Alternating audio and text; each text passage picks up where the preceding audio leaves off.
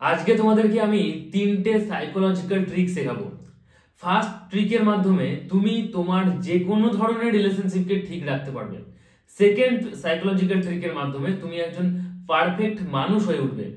Third psychological ট্রিকটা খুব important, এটা মূলত ডার্ক সাইকোলজির ফেমাস একটা ট্রিক, যে ট্রিকের মাধ্যমে তুমি আশেপাশের মানুষদেরকে কন্ট্রোল করতেও পারবে। তো এই তিনটে সাইকোলজিক্যাল ট্রিক কি সেটা জানার জন্য অবশ্যই আজকের এই ভিডিওটা সম্পূর্ণ দেখার সাথে সাথে বোঝার চেষ্টা করো, কারণ এখানে সাইকোলজিক্যাল ডিসকাস হয়, এখানে রিয়েলিটি বেসিস ডিসকাস হয়, এখানে সমস্যার সমাধান হয়। ভিডিওটা তুমি ফেসবুক পেজে দেখে থাকলে অবশ্যই ফেসবুক পেজটাকে লাইক করে ফলো করে নাও। ভিডিওটা তুমি ইউটিউব চ্যানেল দেখে থাকলে ইউটিউব চ্যানেলটাকে সাবস্ক্রাইব করে পাশে থাকা বেল আইকনটিকে প্রেস করে অল নোটিফিকেশনে ক্লিক করে দাও নেক্সট ভিডিও নোটিফিকেশন পাওয়ার জন্য, কারণ এখানে লাইফ এবং লাভ রিলেটেড প্রবলেমের সলিউশন পাওয়া যায়। সো শুরু করা যাক। ফার্স্ট ট্রিক, বিং স্কিয়ারিসিটি, অর্থাৎ ভয়। কিসের ভয়? তোমাকে হারানোর ভয়। কে পাবে? যেসব মানুষগুলোর সাথে তুমি সম্পর্ক স্থাপন করেছো। অর্থাৎ তুমি একটা বন্ধুর সম্পর্কে আছো, তুমি আত্মীয় স্বজনদের সাথে সম্পর্কে আছো, তুমি পরিবারের মানুষদের সাথে সম্পর্কে আছো, তুমি কোন একটা রিলেশনশিপের মধ্যেও আছো। সেটা লাভ রিলেশন হতে পারে, ম্যারিড লাইফও হতে পারে। মূলত রিলেশনশিপের ক্ষেত্রে এই স্কিয়ারিসিটি নামক যে সাইকোলজিক্যাল ট্রিকটা সেটা খুব ভালোভাবে কাজ করে, এবং এই ট্রিকটা অ্যাপ্লাই করলে তুমি যে কোনো ধরনের সম্পর্কই ঠিক রাখতে পারবে। একটু এক্সপ্লেন করি। যখন তুমি কোনো মানুষের সাথে আছো, যে মানুষটা তোমার কাছের মানুষ, সেটা তোমার boyfriend, girlfriend, husband, wife, friend, কিংবা কোনো আত্মীয় স্বজন, কিংবা কোনো আশেপাশের পাড়া প্রতিবেশী, যখন তুমি তার সাথে আছো তখন শুধুমাত্র তুমি তাকেই সময় দিচ্ছ। ধরো আধা ঘন্টা তুমি তার সাথে গল্প করছো বা আড্ডা দিতে গেছো বা তার সাথে সময় কাটাতে গেছো, তো সেই আধা ঘন্টা তুমি তাকেই পারফেক্ট ভাবে সময় দেবে। তুমি তার সব কথা শুনবে, তার কথা বুঝবে, তার কথা বুঝে তাকে সেইভাবে অ্যান্সারও করবে, এবং তুমি তোমার কথাও সবকিছু বলবে। মাঝে যদি দু একটা ফোনও আসে, খুব যদি ইম্পর্টেন্ট না হয় তাহলে তুমি ফোন কেটে দেবে। বুঝে গেল?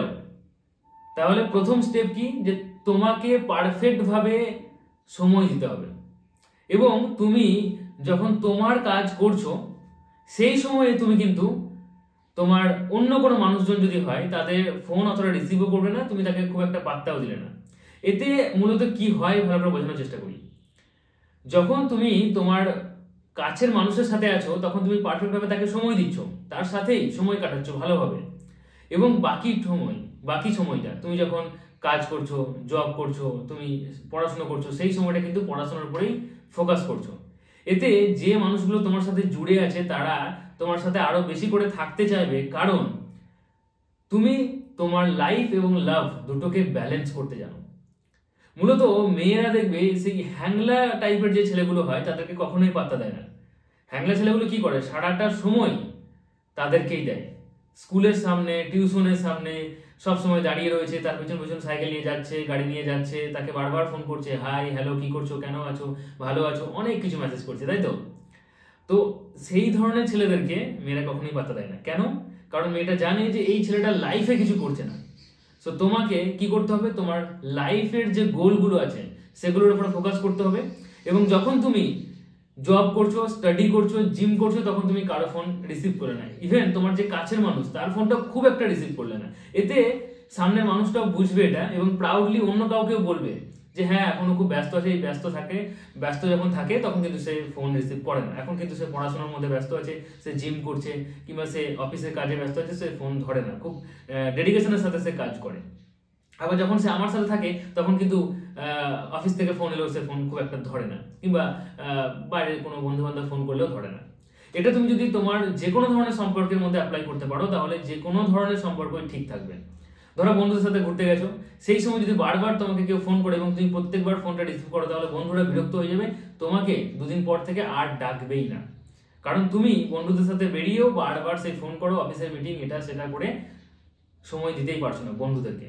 আবার যখন অফিসে রয়েছে তখন হয়তো বারবার বন্ধুরা ডাকছে, বন্ধুরা ফোন করলো, এই বন্ধু সেই বন্ধু, তুমি বেরিয়ে যাচ্ছ, তুমি অফিসে ঠিকভাবে সময় দিতে পারছো না, তাহলে কি হবে, অফিস থেকেও তোমাকে বার করে দেওয়া হবে। তাহলে তুমি না লাইফটাকে ঠিক রাখতে পারছো, না তুমি তোমার রিলেশনশিপগুলোকে ঠিক রাখতে পারছো। তাহলে রিলেশনশিপ ঠিক রাখতে হবে, সময়টা তাকেই দিতে হবে যখন তুমি সেই মানুষটার সাথে আছো। আর যখন তুমি নিজের কাজগুলো করছো খুব ডেডিকেশনের সাথে, ফোকাসটা ওদিকেই করতে হবে। তো এটাকে তুমি যদি মেনটেন করতে পারো তাহলে যে কোনো ধরনের রিলেশনশিপ ঠিক থাকবে। বোঝা গেল? সেকেন্ড, মিস্টেরিয়াস হতে হবে। মিস্টেরিয়াস কথার অর্থ রহস্যময়। তোমার জীবনে এমন একটা রহস্যময় সিচুয়েশন ক্রিয়েট করতে হবে যেটার মাধ্যমে যে কোনো মানুষ চট করে তোমাকে দেখে স্ক্যান করে দিতে পারবে না। অনেক মানুষ থাকে, তুমি তাকে দেখেই বুঝতে পারবে যে এই মানুষটা ঠিক কি, এই মানুষটার ভাবনা চিন্তা কেমন, এই মানুষটা ঠিক কেমন, এই মানুষটার জীবনের লক্ষ্য কি, মানুষটা সম্বন্ধে তুমি অনেকটাই আইডিয়া করতে পারবে। কিছু মানুষ এমন থাকে যাদের সাথে তুমি অল্প কিছুক্ষণ কথা বলে কিংবা 2-4 বার মিশলেই তুমি তার সম্বন্ধে একটা ধারণা কিন্তু করতে পারো যে এই মানুষটা ঠিক এই ধরনের। ওই মানুষটা ভবিষ্যতে ঠিক কতটা দৌড়াতে পারবে সেটাও অনেক মানুষই কিন্তু বুঝে যায়, কিন্তু তোমাকে এমন মানুষ হলে চলবে না। মিস্টেরিয়াস একটা ভাব রাখতে হবে, তোমার মধ্যে একটা রহস্যময় ভাব রাখতে হবে। কোনো মানুষ যেন চট করে তোমাকে দেখে কিংবা তোমার সাথে কথা বলে বুঝতে না পারে যে তুমি ঠিক কেমন ধরনের মানুষ। কোনো সময় তুমি খুব ভালো মানুষের মতো ব্যবহার করলে, কোনো সময় তুমি খুব খারাপ মানুষের মতো ব্যবহার করলে। খারাপ মানুষ ইন দ্য সেন্স যে তুমি যার সাথে ভালো ব্যবহার করছো তার সাথেই কোনো কারণ ছাড়া খারাপ ব্যবহার করলে, তেমনটা নয়। তুমি খুব শান্তশিষ্ট স্বভাবের, কিন্তু কখনো তোমার সাথে কেউ খারাপ করেছে তার সাথেও যদি তুমি কতটা খারাপ করতে পারো এটাও তোমাকে দেখাতে হবে, তাই না? একটা মানুষ যদি তোমাকে মারে তাহলে তুমি তাকে মারতেই হবে, আত্মরক্ষার জন্য হোক বা প্রতিশোধ নেওয়ার জন্য হোক, তাই না? তো এই বিষয়টা মেনটেন করতে হবে। কখনোই যেন কোনো মানুষ চট করে তোমাকে বুঝতে না পারে যে তুমি ঠিক কেমন ধরনের মানুষ। তুমি মিশছো, সবার সাথে মিশছো, কিন্তু কখনোই কোনো মানুষ বুঝতে পারছে না যে তোমার এর পরের স্টেপটা কি, ভবিষ্যতে তুমি কি করতে চাইছো, কত দূর তুমি এগোতে পারবে। এতে কি হবে, সামনের মানুষগুলো সবসময় তোমাকে নিয়ে যখন ভাববে তখন তারা এটাই ভাববে যে মানুষটা ঠিক কেমন, বুঝে উঠতে পারি না। যদি ধরো বলা যায় যে তোমার সম্বন্ধে কথা উঠেছে, কেউ একজন জিজ্ঞাসা করছে অন্য আরেকজনকে যে আচ্ছা ওই ছেলেটা কি এগুলো করতে পারবে, তখন সামনের মানুষটা ঠিক এমন একটা অ্যান্সার দেবে যেটা হ্যাঁ বা না দুটোই থাকবে না। হয়তো করতেও পারে বা নাও করতে পারে, আমি ঠিক জানি না, ওকে ঠিক বুঝে উঠতে পারি না। এই অ্যান্সারটা পারফেক্ট একটা অ্যান্সার।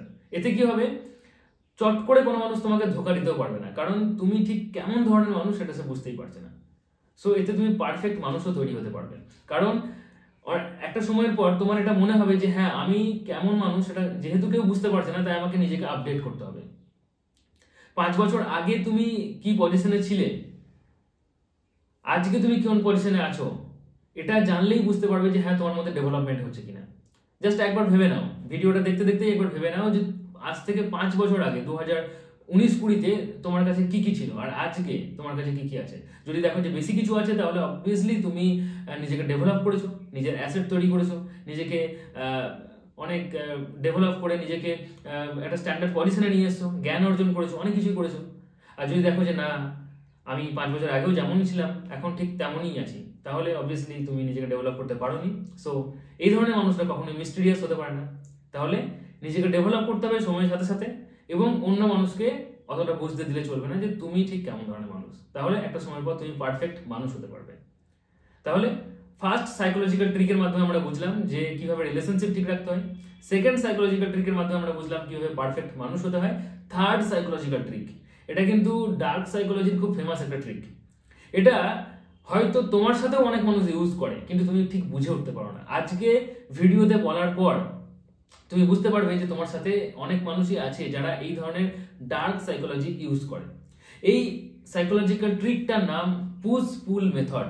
পুশ পুল মেথড মানে কি, খুব সহজ ভাষায় যদি আমি বলি তাহলে পুশ কথার অর্থ ঠেলা, পুল কথার অর্থ টানা, তাই তো? সো পুশ পুল মেথডটা অনেকেই নিজের ভ্যালু ইনক্রিজ করার জন্য বা কোনো মানুষকে কন্ট্রোল করার জন্য ইউজ করে। পুশ পুল মেথডটা হচ্ছে কোনো সময় তোমার সাথে কোনো একটা মানুষ থাকলো যে তোমার সাথে খুব ভালো ব্যবহার করলো, এত ভালো ব্যবহার যে তুমি মনে করলে যে এই মানুষটা আমার খুব কাছের মানুষ, এই মানুষটা আমার বন্ধু, এবং তুমি ভিতরে ভিতরে একটা স্বস্তি পেলে যে হ্যাঁ এই মানুষটাকে যদি আমি রাত বেড়াতে ডাকি তাহলে এই মানুষটা আমার সাথে আসবে বা আমার ডাকে সাড়া দেবে। কিন্তু সেই মানুষটাই একটা সময় পর তোমাকে আবার দূরে ঠেলে দিচ্ছে, তুমি 10 বার ফোন করলেও সে ফোন ওঠাচ্ছে না। এতে তোমার আবার মনের মধ্যে একটা সন্দেহ তৈরি হলো যে মানুষটা তো আমার সাথে খুব ভালো ব্যবহারই করছিল, তাহলে আমার সাথে খারাপ ব্যবহার করছে কেন। এতে কি হয়, সামনের মানুষটা তোমাকে কন্ট্রোল করছে, সামনের মানুষটা তোমাকে ইগনোর করছে, কিন্তু তুমি এটা ভাবতে বাধ্য হচ্ছ যে যেহেতু মানুষটা আমার সাথে ভালো ব্যবহার করেছিল আর আজকে ফোন ওঠাচ্ছে না বা আজকে আমার সাথে খারাপ ব্যবহার করছে, তাহলে হয়তো আমি নিজে তার সাথে কিছু খারাপ ব্যবহার করে ফেলেছি ভুলবশত, এবং সেটা আমি বুঝতেও পারছি না। খুব ম্যাজিক না? একটা ম্যাজিক্যাল ব্যাপার, তাই না? মানে সামনের মানুষটা তোমার সাথে খারাপ ব্যবহার করছে, কিন্তু তুমি নিজে ভাবতে বাধ্য হচ্ছ যে আমি হয়তো খারাপ ব্যবহার করেছিলাম তার সাথে, তার কারণে সে আমার সাথে খারাপ ব্যবহার করছে। কারণ মানুষটা আগে তোমার সাথে ভালো ব্যবহার করে রেখেছে, আবার একটা সময় পর হুট করে দেখবে খুব ভালো ব্যবহার করছে।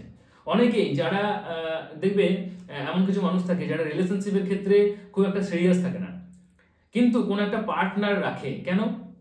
অনেক অনেক কিছু কারণ থাকতে পারে। তার হতে পারে যে সারাদিনে কাজের শেষে সে একটা ফোন করে একটু নিজের চাপ কমানোর জন্য, একটা মেন্টাল একটা সুখের জন্য, মানসিক একটা স্বস্তির জন্য হ্যাঁ তার সাথে কথা বলতে চায়। একটা পার্টনার থাকুক, তার সাথে রাতের শেষে কথা বলবো, দিনের শেষে কথা বলবো, হ্যাঁ তাহলে আমার একটা মানসিক শান্তি হবে।